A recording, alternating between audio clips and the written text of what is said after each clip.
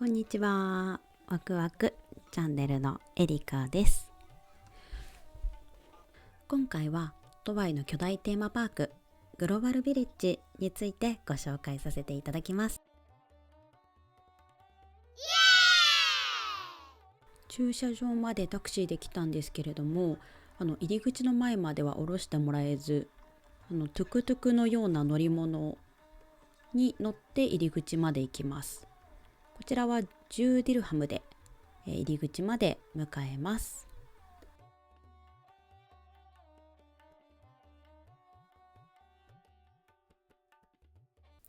はい、到着しました。ドバイの魔法のゲートが開く瞬間、グローバルビレッジドバイのメインエントランスへようこそ。こちらは夜になるとカラフルにライトアップされてフォトジェニックなスポットです。入場ゲートに到着すると、まずセキュリティチェックを受けます。そしてチケットまたは QR コードをスキャンして中に入れます。今回私たちはクルックというアプリを使ってチケットを買いました。現地に来てチケットを買うこともできるんですけれども、そちらよりもアプリの方が安かったので今回こちらで購入しました。金額としては1人当たり1000円で中に入れます。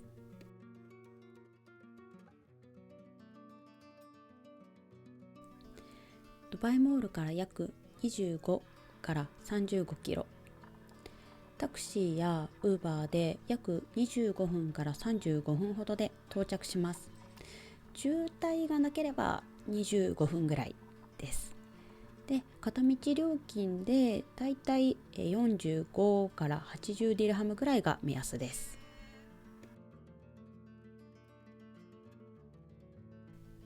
またこちらは冬のシーズンのみオープンしている屋外型の大規模エンターテインメントパークです。2025から2026シーズンは10月から5月頃までのオープンになります。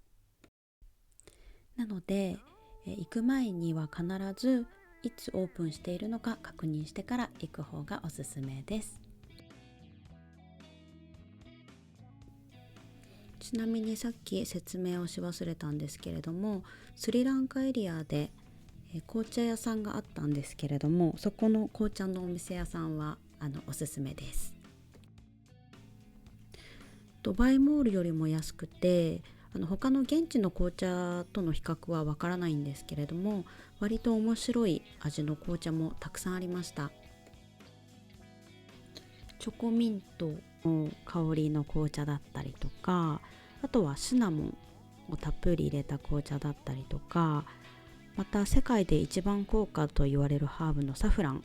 がいっぱい入ってる紅茶などたくさん買えてすごく良かったです。ちなみにディスカウントをしたわけではないんですけれども、交渉をしたわけではないんですけれども、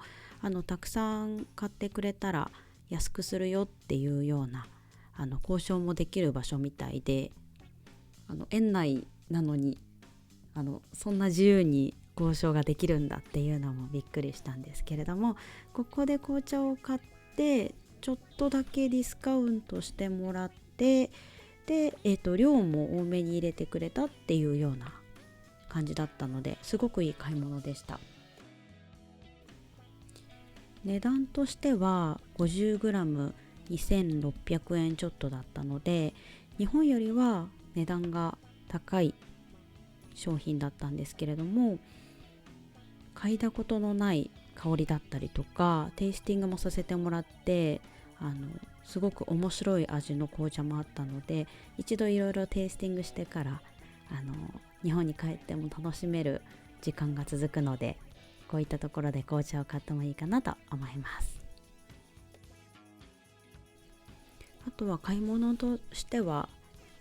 香水が安くてとても良かったです。グローバルビレッジの話ではないんですけれども、ドバイモールで香水を売っている場所がいくつかあって、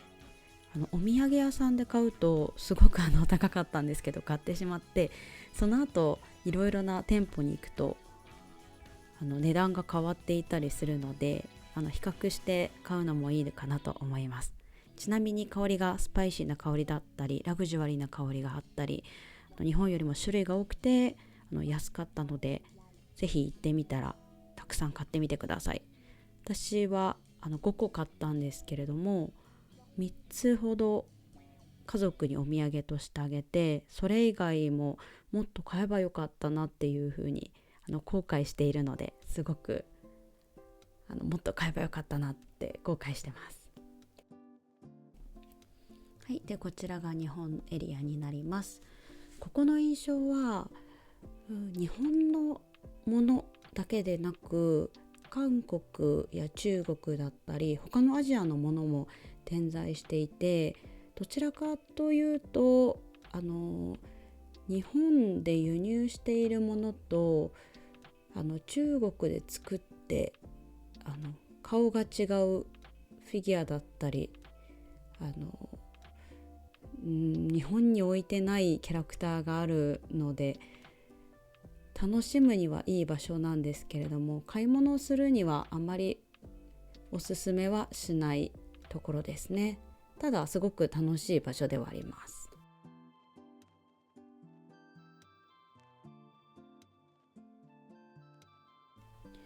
このように園内には国ごとに分かれたパビリオンが並んでいて、雑貨だったりとかファッションアイテム、あとその土地ならではの商品、あとは食べ物なども販売されています。いろいろな国があるので、街並みを歩くだけでもまるで一日で世界旅行ができているような気分になりました。また食べ物も軽食がすごく多いので、食べ歩きにもぴったりの幅広く楽しめる場所ですね。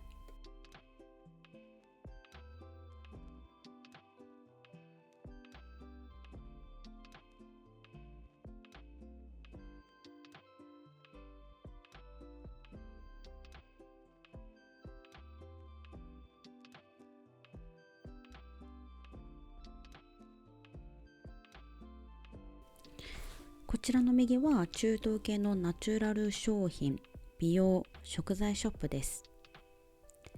蜂蜜、特にイエメンの高級蜂蜜やナッツ、ドライフルーツ、あとはハーブ、スキンケアなどが売っている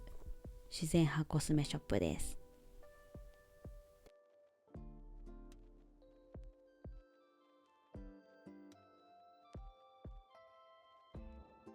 またフルーツもたくさん売っていて、私の身長よりもだいぶ高いところまで積んである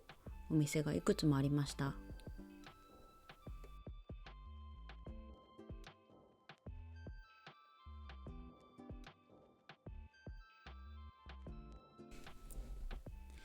奥に見えているのが遊園地エリアです。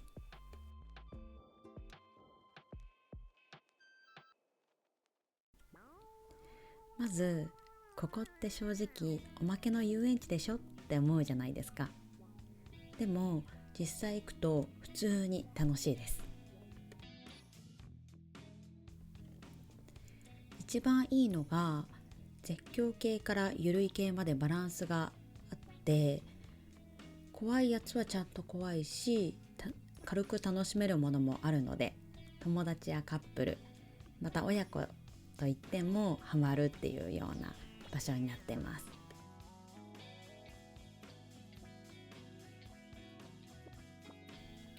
ちなみにここがめちゃくちゃ重要なんですけれども、夜が本番っていう感じでした。ライトアップがとにかく派手で、ネオンもキラキラしていて、もう完全に映え遊園地っていう感じです。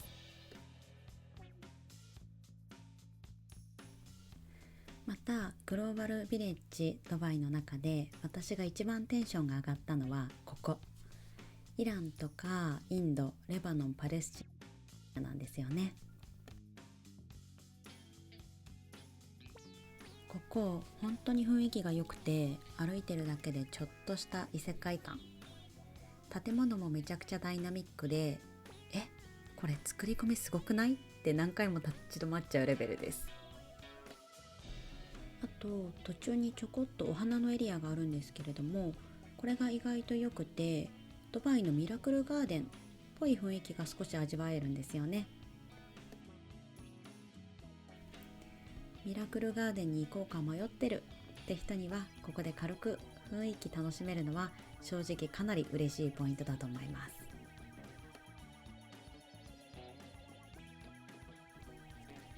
夜になると雰囲気が一気に変わって、ライトアップでキラキラしている感じがすごいので、気づいたら同じところをぐるぐる回ってました。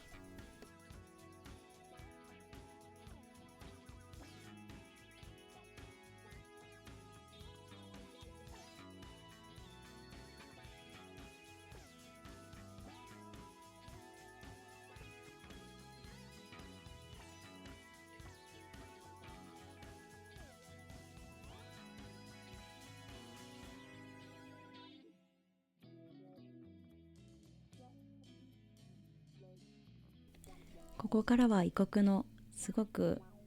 おすすめな楽しいエリアなので、ゆっくりと楽しんでみていただければと思います。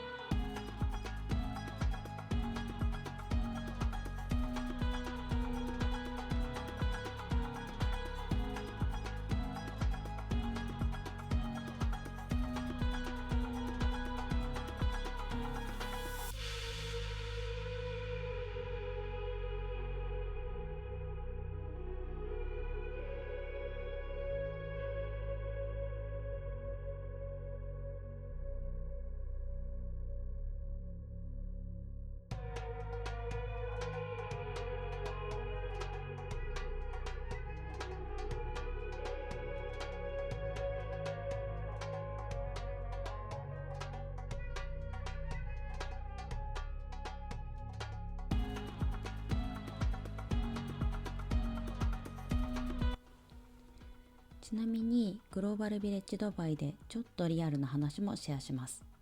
これからもし行きたいなっていう人は、ここが結構大事かもです。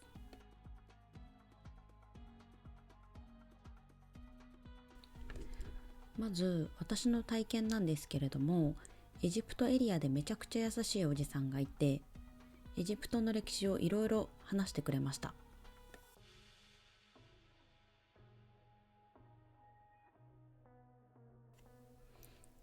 観光スポットでわざわざ歴史の話を教えてくれる人、すごくいい人じゃんって思うじゃないですか。そしたら最後にヤシの実で描いた絵を見せてきて、これは暗くすると光るし歴史っぽいし、1万6,000円で売ってあげるって言われたんですね。ちょっと高いなと思って一回断ったんですけれども、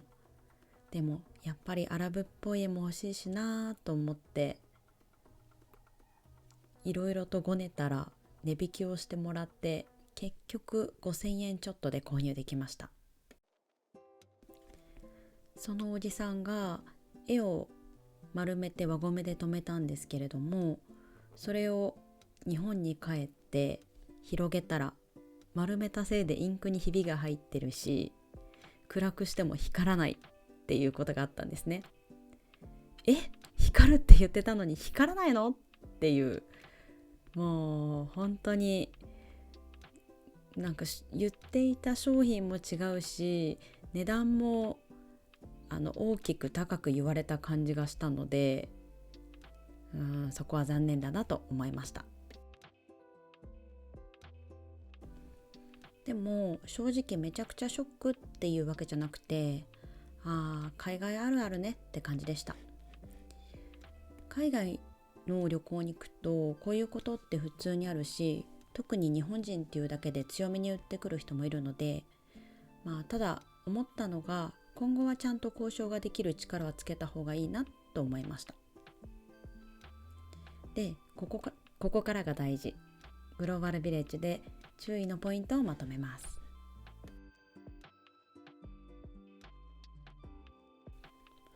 1番、最初の値段はほぼ観光客価格。いいねは基本高めなので、そのまま買うのはちょっともったいない。軽くでいいので交渉するのはおすすめです。2つ目は、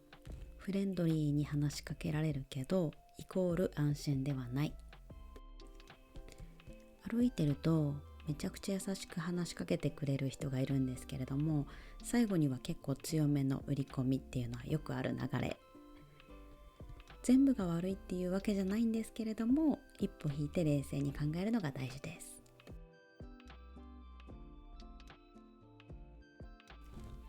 3つ目は、現金を少額持っていく。カードより現金の方が交渉しやすい場面も多いです。また、今これしかないって言えるので、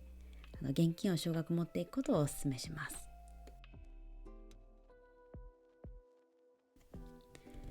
グローバルビレッジはめちゃくちゃ楽しいんですけれども、ちょっとした海外マーケット感もあるので、楽しみつつ冷静さも忘れないのがコツです。とはいえ、それも含めて海外の面白さだったりするので、ちょっとした失敗もネタにする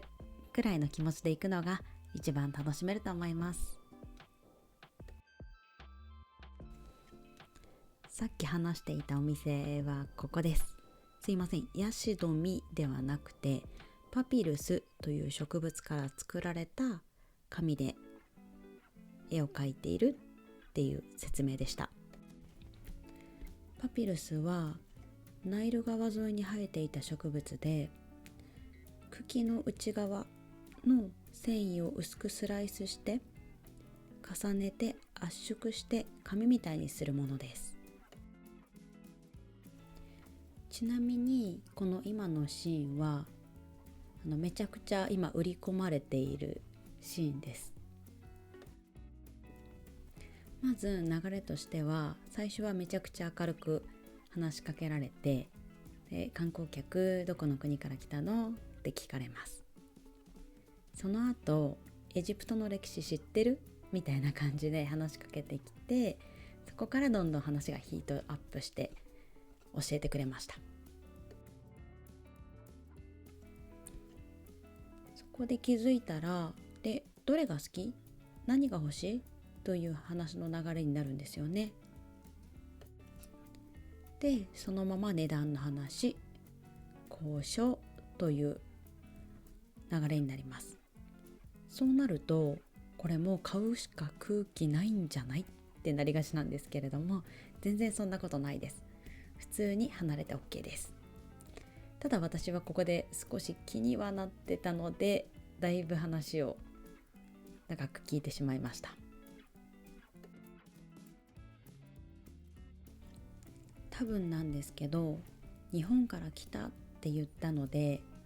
海外に行くとターゲットにされやすいんだろうなっていうのを後々気づきました。日本人って推しに弱いところがあって、特に私もなんですけれども、これ私の昔の話なんですけど、昔韓国旅行に行った時に呼び込みの人に腕を引っ張られるんですね。なので気づいたら歩くごとに全部のお店に引っ張られて、全然進まなかったという経験があります。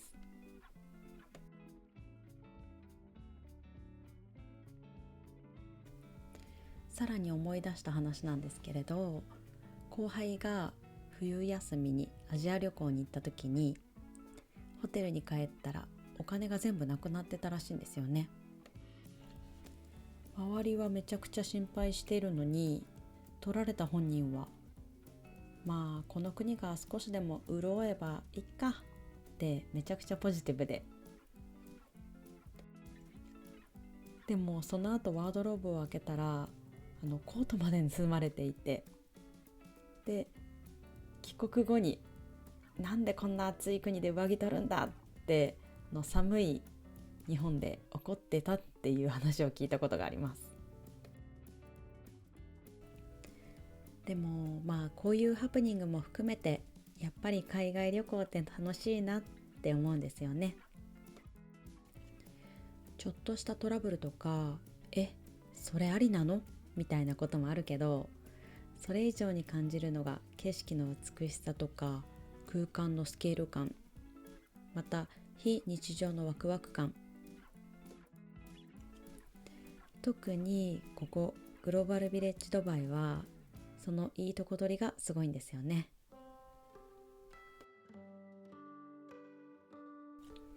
それでは最後にグローバルビレッジの感想なんですけれども、面白かったのがまず一箇所で世界一周しているみたいな感覚。普通だったら何カ国も行かないと味わえない文化とか雰囲気がここだと数時間でギュッと詰まっている。しかもただの屋台じゃなくて建物のクオリティがちゃんと高いです。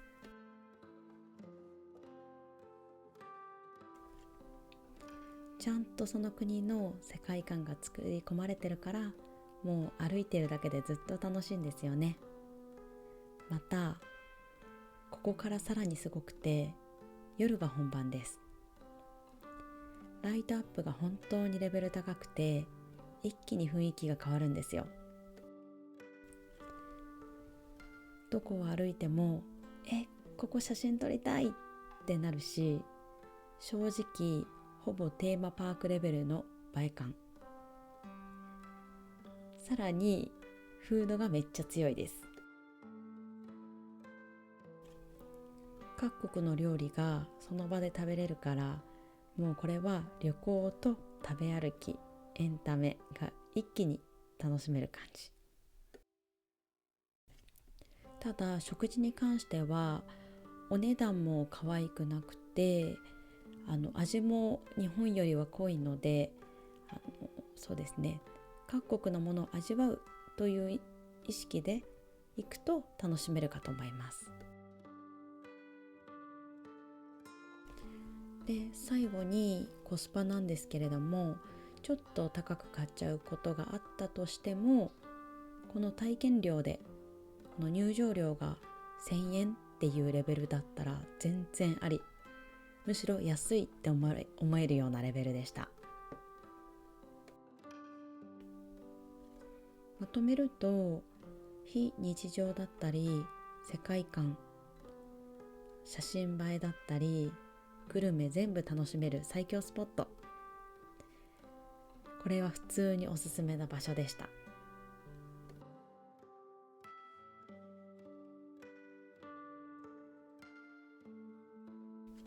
また時間によっては音楽ショーですね、各国のバンドが来てイギリスの音楽だったりとかインドの音楽などが聴けるスペースもあったので、音楽好きの方はそこで見るのもいいかもしれません。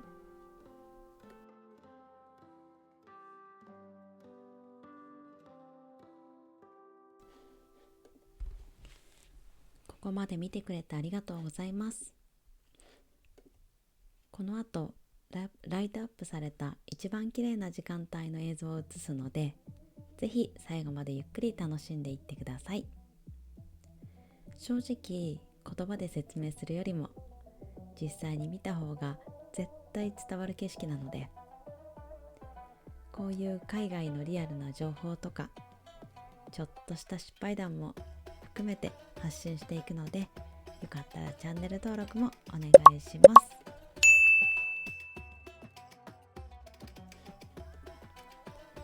それではグローバルビレッジドバイの幻想的な夜の雰囲気を